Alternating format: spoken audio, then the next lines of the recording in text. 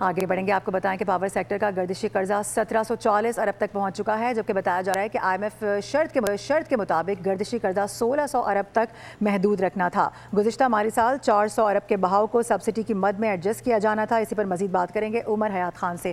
عمر، کیسے ایڈجسٹ کیا جائے گا اس کو؟ جی بالکل، یہ جو پاور سیکٹر کا گردشی قرضہ ہے اس میں تقریباً 140 ارب روپے کا اضافہ ریکارڈ کیا گیا ہے۔ آئی ایم ایف کے ساتھ جو ایگری کیا گیا تھا وہ 1600 ارب روپے ایگری کیا گیا تھا اور اس کو 1600 ارب روپے تک محدود رکھنا تھا، لیکن گزشتہ مالی سال 400 ارب روپے کے بھاؤ کو سبسڈی کی مد میں ایڈجسٹ کیا جانا تھا اور زیرو انفلو اہداف کے مطابق گردشی قرضہ جو ہے وہ 1600 ارب روپے تک محدود کرنے کا ہدف تھا۔ آئی ایم ایف اور معاشی ٹیم کے درمیان جو مذاکرات میں زیرو انفلو ہدف فائنل ہوا تھا اور پاور سیکٹر گردشی قرضے میں تقریباً زیادہ کے بھاؤ کو ایڈجسٹ کرنے کے لیے جو متعلقہ وزارت ہے وہ ورکنگ کر رہی ہے اور اقتصادی جائزے تک گردشی قرضہ جو ہے وہ 1600 ارب روپے تک محدود کرنے کا ہدف جو ہے وہ پورا کرنے ہوگا۔ جی ٹھیک ہے عمر، بہت شکریہ۔ سبسکرائب کریں اور بیل دبائیں تاکہ کوئی خبر رہ نہ جائے۔